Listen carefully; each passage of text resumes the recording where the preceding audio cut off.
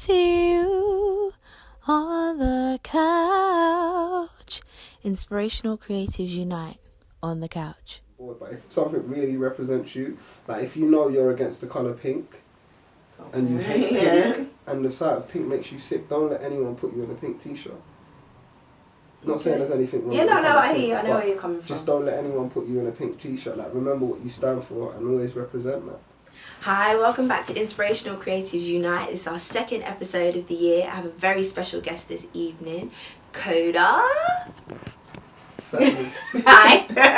Thanks for coming down today. Happy New Year. Happy New Year to you too. Oh yeah, thank you for also performing at Acapella last night.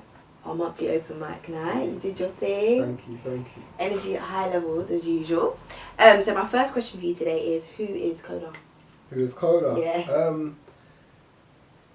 King of the Earth reincarnated. Okay.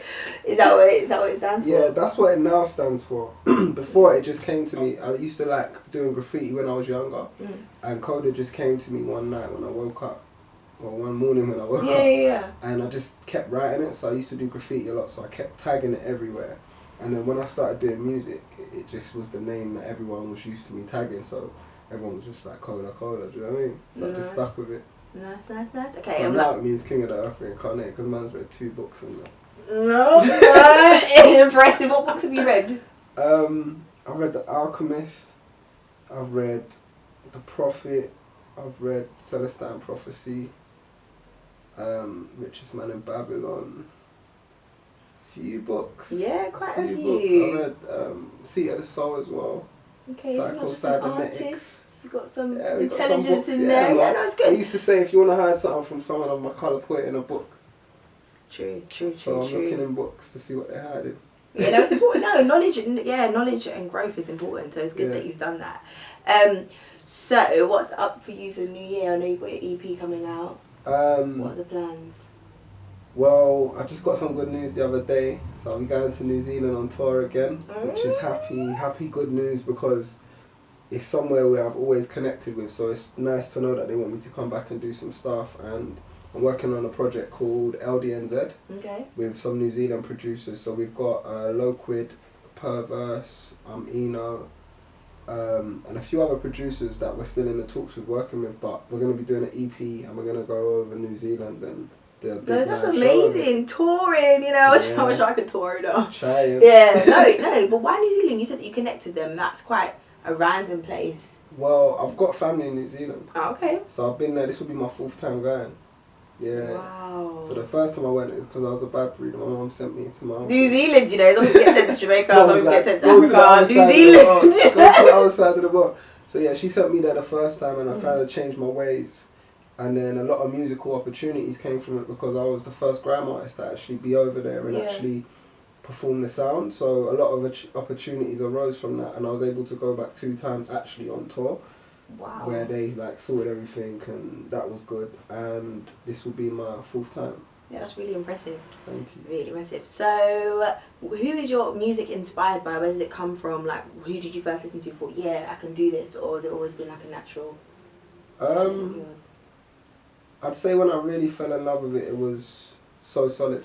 Okay. Yeah, I think So Solid, because they had everything together, and everything just looked so professional. Like, everything just looked clean. Like, when you saw a So Solid video, you saw like cars and missiles and standing on buildings. Yeah, random stuff. And everyone's in Adidas tracksuits. Yeah. So they was kind of like superheroes for me growing up. So Solid. So I kind of looked up to them, and I started wearing, recently, like last year or the year before, I was wearing the Mega Man bowler hat. Yeah, it suits you though. Oh, thank you. It's a good look. It's a good. Thank you. Why are you like this?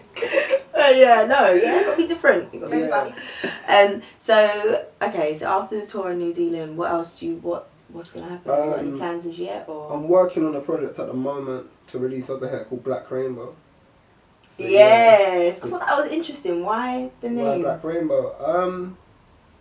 There's many meanings to it, but I'd say the meaning that I'm going to give for now is when society drains all your colour, you're trying to reconnect with your colours. Sounds deep. Yeah. No, but it's important. It's something that I think a lot of young people face, people in general, like being torn between being themselves and what society wants them to be. Exactly, that's Black So Rainbow. that's important. Okay. That's Black Rainbow. It's like society draining your colour and trying to reconnect with that. Or even on the flip side, embracing your hidden colours. So embracing that part of you that you don't show the world and just being like fearless about it, you know? And being yourself ferociously. So that's also what Black Rainbow is. So there's many different meanings to it, I guess. So away from music and things like that, what makes you happy? Helping people. I like giving. I like putting a smile on people's faces. What makes me happy is making other people happy. Nice. Yeah. That is nice because I think you're a people person. Your people's one of your passions. Yeah, 100%. Like with people, I've got like a strong connection because growing up I was always around so much people, and before I embraced music properly, I was like an attention seeker. Okay. You know, so I'm an attention seeker. I'm still a bit of an attention seeker. Yeah, there's nothing wrong with that. I like a bit of that anyway. I think. Yeah, everyone loves a bit of attention. So I've kind of converted that need for attention to like give other people attention, rather than making it all about myself and trying to make other people happy. So if someone, for example, my friend comes to me and they've got a dream or they've got something that they want to get closer to, and they come to me, like, I'll try my best to make it happen. You know? Yeah, that can get a bit difficult sometimes though, because if you want to do something for someone, but not that things need to be reciprocal, but it can be draining if you're one of those people that want to help. Yeah. But you know, maybe it's getting a bit deep, but for me, sometimes that's a struggle. I feel like when you're very serious about what you do, this is just my belief. I feel like this is in my own life. Because I'm so serious about what I do and I do it 24/7, people that come into my path are either as serious as me or they've got something in them to be as serious as me.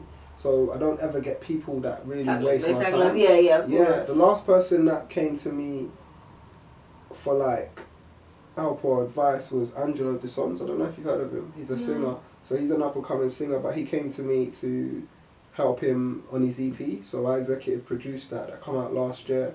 And now he's on to like big things. He's got like Emily Sunday co-signing him. Yeah, nice. He's working with like Ace Keys, who's like Wretch's producer and stuff.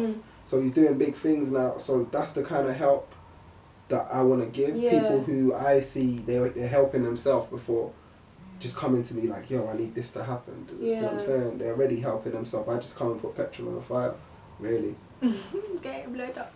Yeah, no, you know what it is? Yeah, I believe that. But like in general, and I keep going on about this passion thing, but I'm very observant. I'm one of the people I watch and decide how I feel about a person. But when you perform, it's like you're, I don't know, breaking this barrier. You do this thing where you're like, I don't have to explain it. Like the hands are here, you're moving. It's like I don't have to explain it. Like it's this energy that explodes within you, and that's important for me for like a performer, because you're capturing people not just with your music but your aura as well. Because it's easy to stand up on stage and just be like.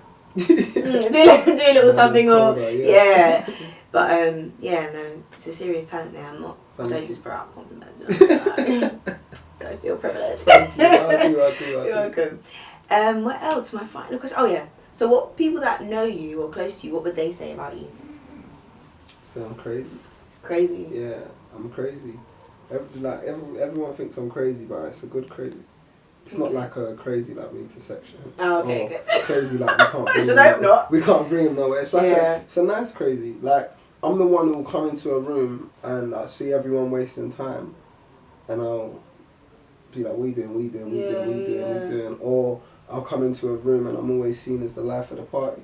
But there's two sides of a coin though, because sometimes it gets like you don't want to be the life of the party. Yeah, because that's what I mean, like having to entertain and. Yeah, sometimes you want to just go to a drink up and just be chilling in the back, just talking. Do you know what I mean? If you're that guy, then you're that guy. But if you're that guy, you have to be like yo. But yeah, no, some days I still do just chill in the back. But I like people, as I said in it. So yeah, they'll probably just say I'm crazy, but it's a good crazy because I like looking at things from a hidden angle, and by a hidden angle I mean an angle that you wouldn't just normally look at things. So for example, a studio session with me consists of that's not meant to work, but we still try it anyway, and we work it until it does work, and if it doesn't work, we've tried it. You know what I'm saying? Yeah. So if you were to like give advice to anybody who's on like a similar path to you or wants to be doing something, it's creatives or somebody who wants to do something that they're passionate about, but they're at that, you know, crossroad where it's like, oh, I don't know if I'm good enough or if I can, if I can't, what would you say to them? It's a simple journey. Well, no, let me not say simple journey. Yeah. It's not a simple journey, but there's 3 steps. It's hobby, obsession, and a career. Okay. You know, so if it's an obsession, then embrace that. You know, and take it until you can make it a career. Yeah. You know, some people just stay at the hobby stage, but eventually, if you keep doing that hobby enough, it will become an obsession, and then the obsession will turn into a career, and that's what I think the stages are. So for anyone that's getting into it or feels like they're drawn to it, I'd say just keep doing it. Just keep doing what you do and try your best not to compromise your art. I would say don't compromise your art, but I feel like when you've got a team and you've got other people involved, you respect someone else's creativity, or you like you got a director, you might respect their input. So that I wouldn't say that's compromising. It's just bringing someone else on board. But if something really represents you, like if you know you're against the colour pink, and you hate pink, and the sight of pink makes you sick, don't let anyone put you in a pink t-shirt. Not saying there's anything wrong. Yeah, with no, I hear you. I know where you're coming from. Just don't let anyone put you in a pink t-shirt. Like, remember what you stand for and always represent that. And know your worth. Your worth. Your worth. Yes, we know your worth. Your worth. There's a new Know thing your worth worth. out there. Yeah. Know your value and your worth. Yeah. Worth. Worth, value, and your worth. Okay, listen. Yeah, know your value and your worth. Know it all the time. Yeah. Cool. I'm gonna start using that. I'm not gonna lie. Okay. Final question. Oh, what major successes? What would you say one of your major successes was?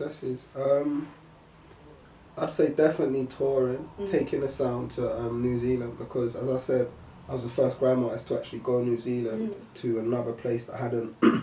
Some people had heard of grime, but the masses hadn't heard of grime. So I was on radio, like Georgia FM over there, which is like one of the most popular radio stations. Really doing the grime sound. I was doing shows, bookings. Went from like little clubs to doing the festivals over there. Crazy. With Erica Badu was on the headline. Soul to Soul, Talib Kweli, having to share the stage with these people. Coming over at first, not really knowing anyone, was just a beautiful experience. So yeah, definitely doing that. Because now, like, Skepta's been over, so many artists have now been over, do you know what I mean? So I feel like I'm part of that. That way. I feel like I helped start it, like awaken them to kind of something new. Yeah, of course. So I feel like definitely that's something. I feel like it's always important to do things that if something unfortunate happened and you wasn't on Earth no more, what have you left at Earth? You know, and I've left the fact that I bought a sound somewhere else in the world, and that's amazing for me. And also just being able to really change my lifestyle. You know, growing up, a lot of my friends went to jail, a lot of my friends was indulged in the street stuff. I was for a bit as well. So having the confidence to say no is a great achievement, I feel, for myself, because if I never said no certain times, then I might have been in jail and I might have not been able to give the world my story, you know? So that's definitely a great achievement, I think. Yeah, no, that's amazing. And making my mum happy as well, that's a good achievement. Yeah, it's good to make the parents proud. That's something you always want to do. Like, it's for me, as you get older, it's something that you feel like, I must do this because, you know, they brought, you have to. They brought you up and, you know, have expectations, and, you know, I know when I finally have children, I want to be able to say, I brought this person into the world, they're going to do something for themselves and other people as well. Exactly. And I think they're doing that well. Thank you. So what do you like about Koder? Well, like I've said to you, but I'm not getting nervous. I'm brief. This is not going in the interview. Like I said to you, Yes, it is. Your energy, your passion, and you have a really nice aura about yourself, which not a lot of people have. So I feel comfortable around you. I feel like you've got common sense. What is it? You're laughing, but not many people do. Not many people do. Yeah. And I've only, like I said, I only heard when you came to my event the first time. that's when I was sort of exposed to your music, and I've listened a little bit more, and I'm like, something that, you know, come bubble tea, I wake up in the morning. So yeah, no, just you in general, to be honest. Yeah. Oh, thank you. Yeah. What's one thing you'd change about me if you could? Nothing. I don't know you well enough to say, but from face value, from what I've known so far. From face value. Yeah. Oh. From what I can see, Okay. like now. Okay. Yeah. And performance and artist wise, nothing. Oh. That's good then. That's good. Okay. That's good. That's good. I'm glad. So if you could make one change in the world, only one, what would it be? Everyone practices gratitude. Because if you practice gratitude, there'll be no war. There'll be peace. Because if everyone was thankful and grateful, then we would all get along. Impressive. I didn't expect something so deep, but thank you for that. Also, so I'm obviously trying to be like an up and coming rapper. I always tell people this, but nobody respects my art. Yeah. Because I'm a singer. Nobody actually saying first and foremost, I'm a okay. singer, but it'd be nice if you can add that little extra flavour in. Because there's things that I probably think and I can write down, but to say it out loud, people are like, what are you doing? Like, so how could you help me? Like, how do I get into the zone? What do I do? Like, put on a beat or just? I'd say just take it more seriously. Because when you say it jokingly. So I'm already expecting something to be funny. Okay.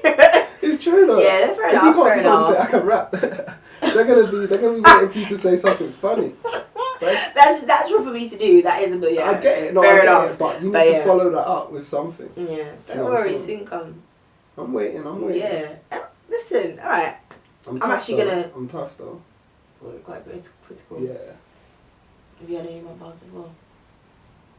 Have you? No, I haven't. You know. Alright.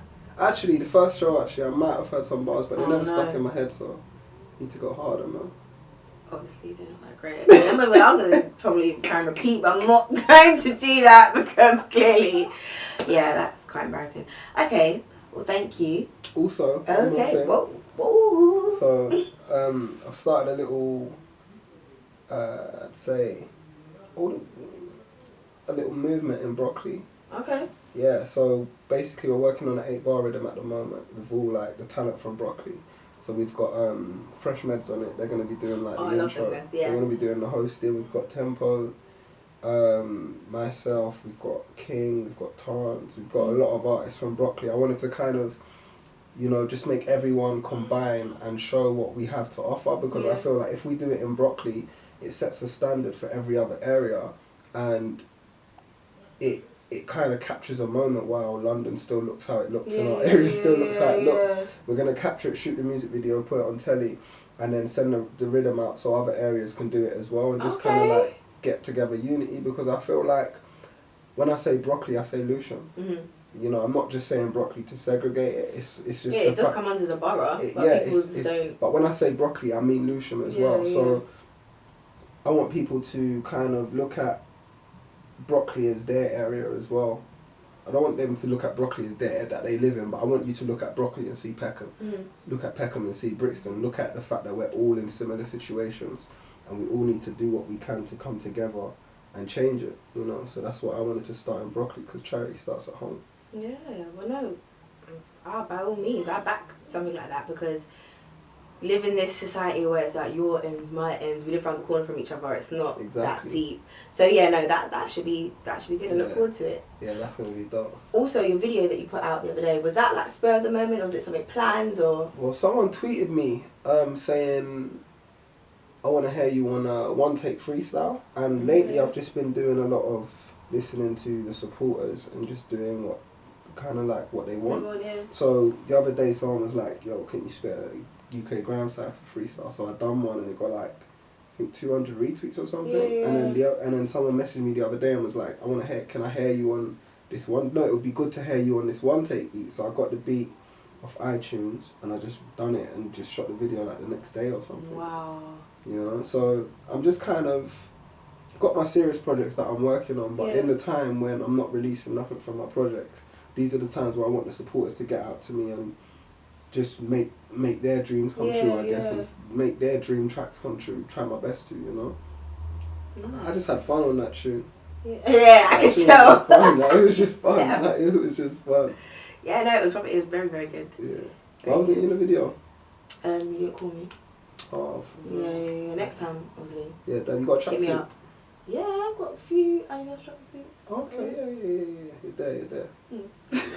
No, listen. This is a recorded moment. Don't ever not try. Because I'll call you and be like, excuse me, you said I've been trying to make it, you know, in these music videos, but people just not appreciating the art. It's fine. When I blow. But yeah. What? Whatever. It is what it is. But anyway, thank you for coming on to the show. Appreciate you. Thank you for bringing me through. Cool. Thanks for watching, guys. That was the second episode of I See You on the Couch of Koder. Make sure to follow @officialkoder on Twitter and on Instagram. And also Snapchat. He's on Snapchat, guys. So check out what he's doing. Follow him around. He's the crazy guy that you want to know. So be sure to add. Thank you.